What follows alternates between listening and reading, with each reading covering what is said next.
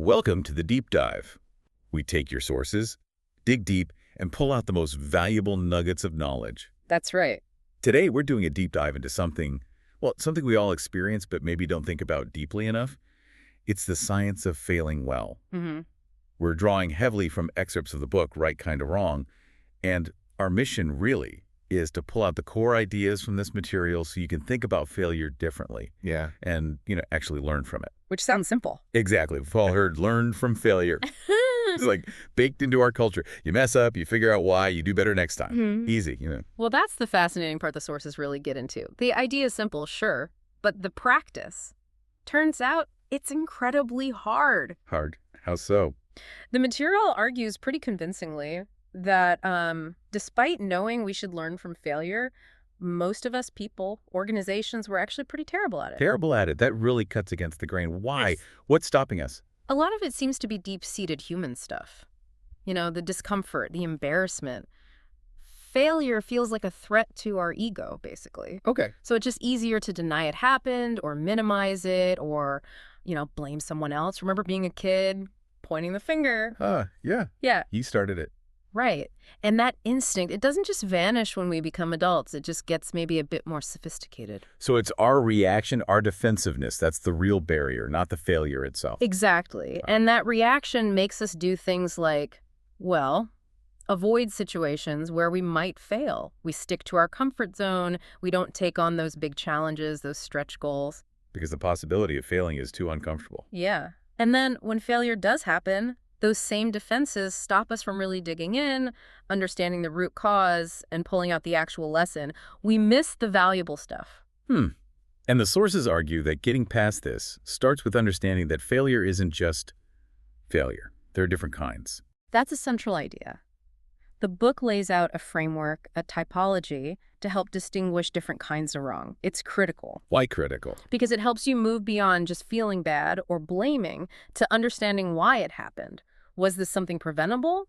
Or was it maybe a necessary stumble on the way to something new? Okay, that makes sense. Before we jump into the types, let's just stay with why it's so hard for a minute. You mentioned ego, blame.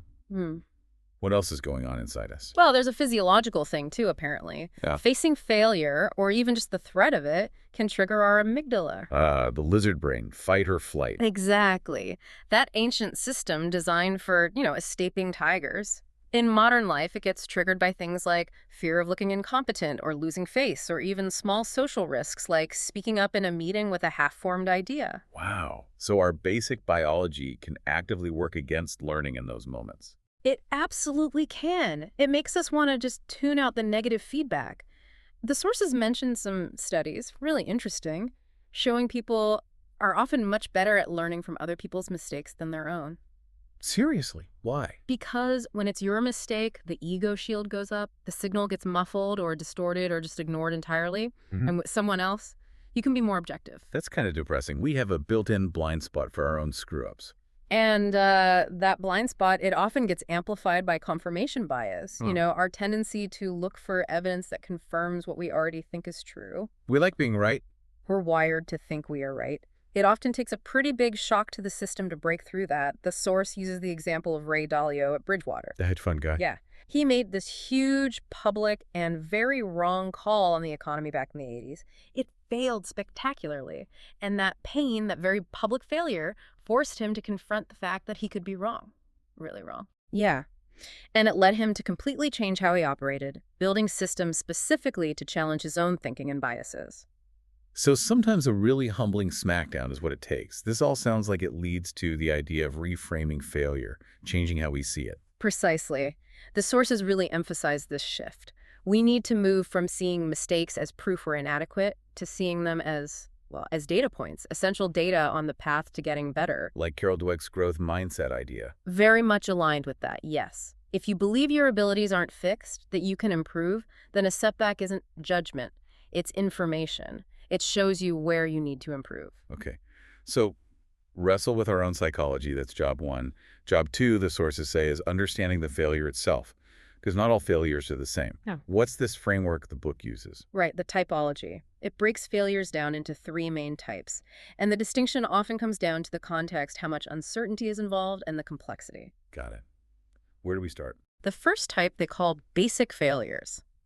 Think of these as happening in known territory. Routine tasks, familiar situations, areas where the process or knowledge is pretty well established. Like dropping the ball on something straightforward. Kind of, yeah. The key thing is they usually have a single cause, or maybe just a couple of obvious ones, and they're often preventable. If someone had paid closer attention, followed the checklist, used the standard procedure, it wouldn't have happened. What drives them? Just carelessness. Often things like inattention, Yeah. or maybe making a faulty assumption, being a bit overconfident because it's routine, or just plain neglect, simple human stuff, often. Any examples from the sources that bring this to life? Oh yeah, a really stark one was Citibank. They meant to transfer about $8 million, but accidentally wired $900 million. Wow. How? Sounds like a process failure. Someone missed ticking a box or overriding a default setting in the software. A small oversight in a known process, but with enormous consequences. A basic failure with a huge impact. Another one mentioned was Air Florida Flight 90. Crashed taking off from D.C. in freezing weather. The pilots were used to warm weather ops. They went through the checklist, but kind of on autopilot, and missed the specific step about overriding the deceaser for those conditions. Routine habit trumped vigilance in an unusual but known situation. That's chilling. And the sources make a really important point here. These basic failures are unintended slips. If you punish people harshly for them, what happens? They hide mistakes next time. Exactly, which just makes future failures more likely. The goal isn't blame, it's understanding the process breakdown and fixing it, catch and correct. Okay, so basic failures, single cause, known territory, preventable. What's next? Next up are complex failures. These are different. They don't usually have one simple cause. Instead, they happen when multiple factors, often unrelated, interact in unexpected ways. The perfect storm idea. That's a good way to think about it. It happens in situations with, say, medium uncertainty, places where we generally know what we're doing, like an operating room or maybe managing a complex project, but the system itself has hidden vulnerabilities or interdependencies. So lots of moving parts. Yeah, and often it involves a chain reaction or missed signals along the way. The sources bring up the Torrey Canyon oil spill back in '67. What happened there? It was a whole series of things lining up badly. Fog, some unexpected fishing boats causing a course change, a slight delay in the steering system responding. Any one of those might have been fine, but together, near a dangerous reef, disaster. Like a personal example might be, I don't know, you miss a crucial meeting because your alarm didn't go off and you were lower on gas than you thought and there was a freak traffic jam. Yeah. Any one thing manageable, all three, you miss the meeting. Exactly, a mini perfect storm. The sources also mention the Hyatt Regency walkway collapse. Yes, there was a specific design flaw, but it was compounded by ignored warnings, pressure to cut costs, maybe lack of maintenance, multiple factors contributing. Complex. And the Boeing 737MX crashes are presented this way too. Tragic story. But the analysis suggests it wasn't just one error, but a complex mix. A culture shift after a merger that maybe prioritized finance over engineering, possibly suppressing internal criticism, downplaying how different the new plane was, missing chances to fix things as problems emerged. Wow. So with complex failures, it's often less about finding one person to blame and more about understanding how the whole system allowed it to happen. Yeah, the vulnerability is often systemic. Okay, so we've got basic and complex. Now for the third type, the one the book seems to champion. Intelligent failures. The right kind of wrong. Yes. This is where it gets really interesting and maybe counterintuitive for some. Intelligent failures are the ones that happen when you are deliberately pushing into the unknown. New territory. Genuinely new territory. High uncertainty. Situations where the knowledge just isn't there yet, where you're exploring, experimenting, trying to discover something. So you're not failing because you were sloppy on a routine task or because a complex system broke down unexpectedly. You're failing because you're trying something genuinely novel. That's the heart of it. These failures are seen as necessary steps in discovery and innovation. They're not just random mistakes. They usually involve pursuing a real opportunity, taking a calculated risk. Calculated. Yeah, the sources stress that the risks need to be thought through. Big enough that you learn something significant if it doesn't work, but ideally not so big that the failure is catastrophic or wipes you out completely. You need to be able to try again. And the sources say these are praiseworthy. Yes, because they generate valuable knowledge that you couldn't get any other way. They're a sign you're actually pushing the envelope. What are some examples? The sources offer quite a few. Think about the very early days of open-heart surgery in the 1950s. Pioneers like Dennis and Lillehei were trying things no one had ever done. That must have been incredibly risky. Immensely. And sadly, some early attempts, like with patients Patty Anderson and Cheryl Judge, didn't succeed. Devastating outcomes, but they were intentional forays into the unknown. Each attempt, even the tragic ones, provided critical information that ultimately made modern heart surgery possible. That's an intelligent failure in this framework. Powerful example. Yeah. Heavy but powerful. Or consider a NASA study mention. It was designed to test pilots for fatigue. The experiment technically failed. It didn't prove the original hypothesis. So a waste of time. Not at all. Because in the process of that failure, the researchers noticed something else, something crucial about how the crews interacted. The importance of teamwork in the cockpit. Wow. That unexpected discovery, born from a failed experiment, directly led to crew resource management, or CRM, which fundamentally changed aviation safety culture. A huge win from a failed study. Wow, okay. So the failure itself yielded the insight. Exactly. The sources mention the author's own research hitting a snag, results looking wrong, but rethinking it led to a new understanding of how people report errors. Or Jocelyn Bell discovering pulsars working in a brand new field, radio astronomy, dealing with unexpected signals was part of the job. It seems like personal stories fit here too. Definitely. Jen Heemstra, who became a scientist, talked about being told by a teacher she wasn't good at science. That initial failure or negative judgment actually sparked her motivation. She reframed it.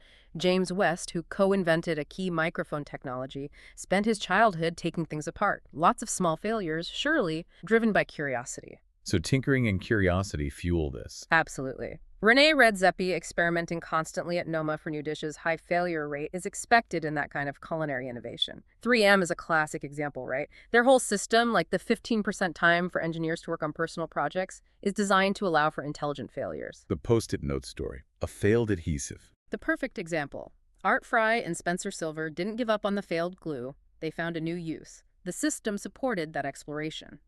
Or think of Barbe Nicole Clicquot building the Veuve Clicquot champagne empire in the 1800s. Massive uncertainty, huge risks in a male world, surely countless setbacks. Or Sarah Blakely getting rejected endlessly for Spanx, even using her online dating profile like an experiment. That's right. She tested different profiles. Yeah. All examples of navigating high uncertainty, persisting, and learning from the inevitable failures along the way. These failures shouldn't bring shame. They should spark curiosity. They're part of the deal if you want real progress. Okay, this typology is really helpful. Basic, complex, intelligent. So how do we use this? How do we create conditions for ourselves and our teams, our companies, where we minimize the bad failures, the basic and complex ones, but actually encourage the good ones, the intelligent ones? Right, moving from understanding to action. The sources really zero in on a few key practices and system features, and maybe the most fundamental one mentioned again and again is psychological safety. We hear that term a lot. What does it really mean in this context? It means creating an environment, a culture, where people feel safe enough to be vulnerable. Safe to admit mistakes, safe to voice concerns, safe to throw out a half-baked idea, all without fear of being shot down, humiliated, or punished. It's not about lowering standards, though. No, absolutely not. The sources are clear on this. There's actually a figure in the book showing it. High psychological safety combined with high standards for performance, that's the sweet spot. It's about creating a climate of candor where you can have honest, challenging conversations because there's trust and respect. Got it. High expectations, but safe to stumble and speak up. Examples. Well, the aviation CRM we mentioned is a big one. Changing the culture so a junior co-pilot felt safe challenging a captain. Alan Mulally at Ford, when he took over, inherited a culture where everyone pretended everything was fine. The watermelon chart story. Green on the outside, red inside. That's the one. He insisted everyone report their status honestly, using color codes.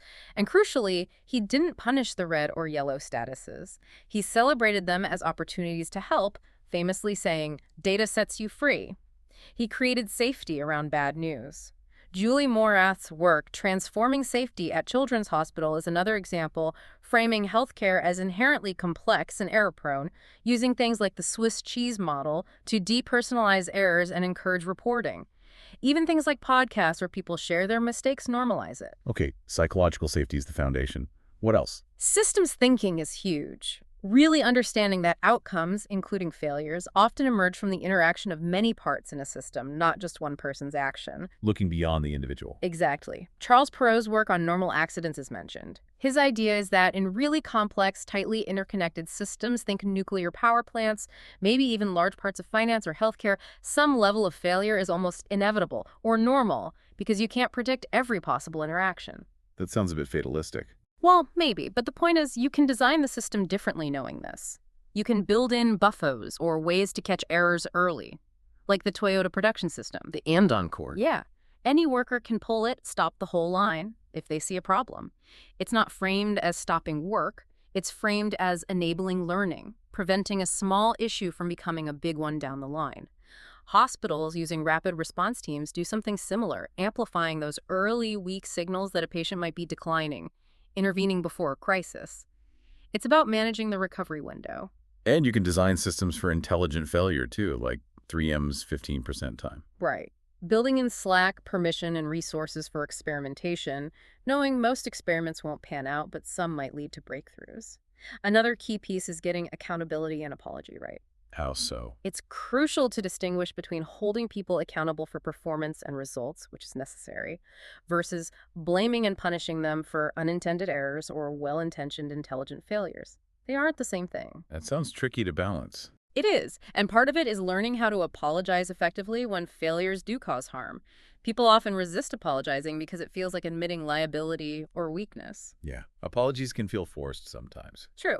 An effective apology, the sources suggest, needs real remorse, clear acceptance of responsibility, and ideally some form of amends or plan to prevent recurrence.